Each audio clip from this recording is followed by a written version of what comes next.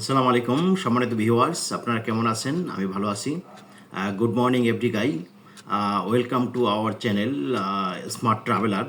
So smart ট্রাভেলারের পক্ষ থেকে আপনাদেরকে জানাই স্বাগতম, এবং পৃথিবীর বিভিন্ন প্রান্ত থেকে যারা আমার এই ভিডিওটি দেখছেন এবং দেখবেন তাদেরকে জানাচ্ছি আমি অসংখ্য ধন্যবাদ।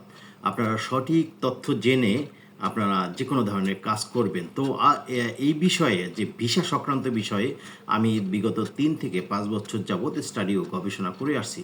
সো সেই সূত্র ধরে আমি আপনাদেরকে সঠিক তথ্য দিয়ে যাচ্ছি, এবং আমি নিজেও একজন ভ্রমণকারী। আমি পৃথিবীর বিভিন্ন দেশে ঘুরেছি এবং ফার্স্ট ওয়ার্ল্ড কান্ট্রির ভিসা আমার রয়েছে। সো আমার ভিসাগুলো আমি নিজে কিভাবে ম্যানেজ করেছি, কিভাবে করেছি, কিভাবে অ্যাপ্লাই করেছি, কী কী প্রপার ডকুমেন্ট লাগে, সে বিষয়ে আপনাদেরকে পর্যালোচনা করব, এবং পর্যায়ক্রমে আমি আপনাদেরকে ভিডিও দিয়ে যাবো। আপনারা নিয়মিত আমার ভিডিওগুলো দেখবেন এবং দেখে নিজে নিজে চেষ্টা করে আপনারা পৃথিবীর বিভিন্ন দেশে আপনারা সেটেল হয়ে যাবেন। কোন দেশের ভিসা সংক্রান্ত, কোন দেশের ভিসা ফি কত, কোন দেশের স্টিকার ভিসা, কোন দেশের ই ভিসা, কোন দেশে গিয়ে আপনি কিভাবে সেটেল হতে পারেন, লিগাল হতে পারেন, সে বিষয়ে আমি পর্যালোচনা করব। সো এই চ্যানেলটি যদি আপনাদের ভালো লাগে তাহলে সাবস্ক্রাইব করবেন, বেল আইকনটি অন করে দিবেন এবং কমেন্ট করবেন, প্রশ্ন করবেন। যে কোনো ধরনের প্রশ্ন পৃথিবীর যে কোনো প্রান্ত থেকে যদি আমাকে করেন তাহলে আমি অবশ্যই যথাক্রমে আপনাদের প্রশ্নের উত্তর দিয়ে যাব, সঠিক তথ্য দিয়ে যাব। আমার আসলে কোনোই লাভ নেই এই চ্যানেল করা, জাস্ট আপনাদেরকে সঠিক তথ্য দেওয়ার জন্যই আমার এই চ্যানেলটি করা। সো আমি আপনাদেরকে সঠিক তথ্য দিয়ে যাব, এই জন্য আমি জাস্ট একটা সবের উদ্দেশ্যে আপনাদের এই ভিডিওগুলো করা। যারা বিভিন্ন প্রতারিত হচ্ছেন, বাইরে গিয়ে বিদেশে গিয়ে বিভিন্নভাবে আপনারা যেতে পারছেন না, তো আপনারা কিভাবে যাবেন সে বিষয়ে সঠিক তথ্য আমি দিয়ে যাব। সো আজকে কথা বলবো নিউজিল্যান্ডের ট্যুরিস্ট ভিসা নিয়ে। সো নিউজিল্যান্ড একটা ওসেনিয়া মহাদেশের দেশ, ওসেনিয়া মহাদেশের মধ্যে পড়েছে, অস্ট্রেলিয়ার পাশেই। তো নিউজিল্যান্ড আপনারা কিভাবে ট্যুরিস্ট ভিসা পেতে পারেন সে বিষয় নিয়ে আলোচনা করব।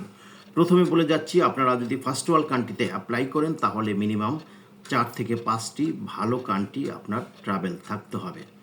আপনার একটু আনকমন ট্রাভেল থাকতে হবে। আপনি টার্কি আপনার ভিসা যদি থাকে, আপনি যদি জাপানের একটা স্টিকার ভিসা নেন, আপনি যদি হংকং ঘুরে আসেন, আপনি যদি সাউথ কোরিয়া ঘুরে আসেন, আপনি যদি ইজিপ্টের একটা স্টিকার ভিসা নিয়ে ঘুরে আসেন, আপনি গালফ কান্ট্রিতে একটা, আপনি সৌদি আরবে গেলেন, সৌদি আরবে তো ই ভিসা প্রবলেম নেই, আপনি সৌদি আরব ঘুরে আসলেন, আপনি ওমরা করে আসলেন, আপনি দুবাই গেলেন, আপনি থাইল্যান্ড গেলেন, আপনি কম্বোডিয়া গেলেন, আপনি লাওস গেলেন, আপনি ভিয়েতনামে একটা স্টিকার ভিসা নিলেন, আপনি ইন্ডিয়ার একটা স্টিকার ভিসা নিলেন।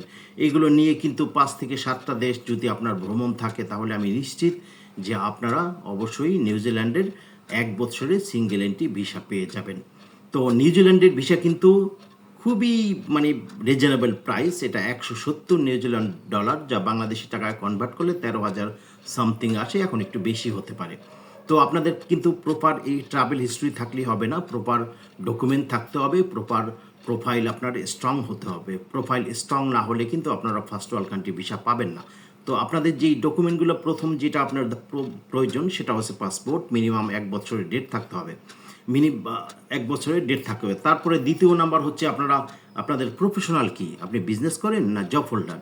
আমি বিজনেসম্যান দিয়ে কথা বলছি, জব হোল্ডারটা আমি একটু পরে বলতেছি। যদি বিজনেসম্যান হয়ে থাকেন বাংলাদেশি নাগরিক হিসাবে, তাহলে আপনার কিন্তু একটা ট্রেড লাইসেন্স থাকতে হবে, যেটা ই ট্রেড, যেটা অনলাইনে থাকতে হবে, ডেট থাকতে হবে।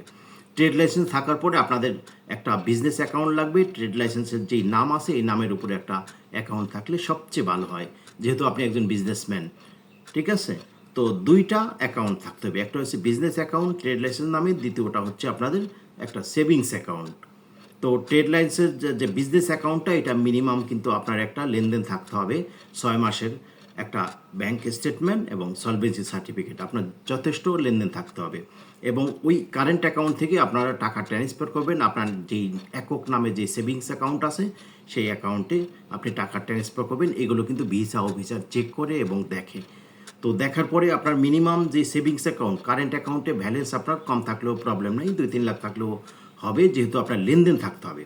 আপনার যথেষ্ট 50 থেকে 1 কোটি টাকার লেনদেন থাকতে হবে। লেনদেন দ্যাট মিন্স, আমি খুব সহজেই আপনাদেরকে বলে দিচ্ছি, আপনারা বুঝে যাবেন। আপনারা যদি জ্ঞানী হন তাহলে অবশ্যই বুঝবেন। আপনার লেনদেনটা জাস্ট আপনি সকালে টাকাটা ঢুকাবেন, বিকেলে বের করে দেবেন। এটা কিন্তু একটা কমন সেন্স, এটা কিন্তু একটা লজিক্যাল, এটা কিন্তু একটা এগুলো কিন্তু ভিসা অফিসার দেখে। যেমন সকালে আপনি বিজনেস করছেন, আপনি 1 লাখ টাকা রাখলেন, বিকালে আপনি 95,000 টাকা উঠালেন, আবার 1,05,000 রাখলেন, 1,10,000 উঠালেন, কখনই কি একরকম হওয়া যাবে না। আপনি একটু ব্যতিক্রম করে ডেইলি একটা লেনদেন করবেন। এটা আপনার একটু কষ্ট হবে, পরিশ্রম হবে, অথচ কাউকে যদি আপনি করাতে পারেন সেটা আপনার জন্য ভালো। এইভাবে লেনদেন করতে করতে করতে করতে আপনার মিনিমাম 50 থেকে 1 কোটি টাকার 6 মাসের লেনদেন থাকতে হবে, যেটা আপনার বিজনেস অ্যাকাউন্ট। এবং আপনার একটা সেভিংস অ্যাকাউন্ট থাকতে হবে। সেভিংস অ্যাকাউন্টে মিনিমাম 15 থেকে 25 লাখ টাকার মধ্যে থাকলে সবচেয়ে ভালো হয়, যে আপনার ব্যাংক থেকে আপনার ইনকাম হয়েছে, আপনার বিজনেস থেকে আপনার ইনকাম হয়েছে, আপনি টাকাটা কারেন্ট অ্যাকাউন্ট থেকে সেভিংস অ্যাকাউন্টে ট্রান্সফার করলেন। এটা হচ্ছে অ্যাকাউন্ট সিস্টেম। যেটা সেভিংস অ্যাকাউন্টে আপনার লাগবে 6 মাসের ব্যাংক স্টেটমেন্ট এবং সলভেন্সি সার্টিফিকেট। আমি একটা একটা করে বলে যাচ্ছি। তো ম্যান্ডাটরি মাস্ট বি, কিন্তু ব্যাংক অ্যাকাউন্ট সঠিক, অথেন্টিক, অরিজিনাল হতে হবে। আপনি যে কোনো জায়গা থেকে ম্যানেজ করেন, কিন্তু এটা অরিজিনাল হতে হবে। অরিজিনাল ছাড়া কিন্তু ভিসা অফিসার অনেক সময় ফোন দেয়, ইমেল করে, যেটা আপনার জন্য একটা ঝুঁকি, আপনাকে কিন্তু ভিসা দিবে না। সো সেই সূত্র ধরে বাকি যে ডকুমেন্ট, আপনার কান্ট্রিটাই, আপনি কী রেখে যাবেন বাংলাদেশে, আপনার বিজনেস, আপনার ফ্যামিলি, আপনার বেবি, আপনার বাচ্চা, আপনার ডটার, যাদেরকে রেখে যাচ্ছেন তাদের যেই তথ্যগুলো, এগুলো এসওপি লেটারে উল্লেখ করে দিতে হবে, যে আপনি এই কারণে যাচ্ছেন, এই কারণে গিয়ে ওখান থেকে আবার ব্যাক করে আসবেন। এটাকে বলে কান্ট্রি টাই। এই কান্ট্রি টাইটা কিন্তু আপনার প্রপারলি থাকতে হবে। তারপর লাগবে আপনার একটা টিন সার্টিফিকেট, একটা আপনার এনআইডি কপি, তারপরে আপনার লাগবে ট্যাক্স রিটার্ন 3 বছরের উইথ একনোলেজমেন্ট, এবং ট্যাক্স সার্টিফিকেট 3 বছরের লাগবে। তো এই গেল আপনার প্রোফাইল, আপনার ফ্যামিলি প্রোফাইল। তারপরে আপনার লাগবে ম্যারেজ সার্টিফিকেট উইথ নিকানামা। এটা কিন্তু অবশ্যই লাগবে, অনেকেই কিন্তু নেই। যারা বিদেশ যেতে চান তারা কিন্তু ম্যারেজ সার্টিফিকেটটা করে ফেলতে পারেন। ম্যারেজ সার্টিফিকেট উইথ নিকানামা এইগুলো লাগবে। তারপরে আপনার লাগবে একটা ট্রাভেল আইটিনারি। তারপরে লাগবে আপনাদের return air ticket booking, confirm করতে হবে না, জাস্ট দিলেই হবে। হোটেল বুকিং পেপার লাগবে, একটা এসওপি লেটার লাগবে, স্টেটমেন্ট অফ পারপাস, একটু আগে যা বলেছিলাম আমি। এইগুলো বাকি কিছু এডিশনাল ডকুমেন্ট দিয়ে কিন্তু আপনারা নিউজিল্যান্ডের ভিসাটা খুব সহজেই নিতে পারেন। এবং নিউজিল্যান্ড গিয়ে কিন্তু আপনারা খুব সহজেই অস্ট্রেলিয়াও যেতে পারেন।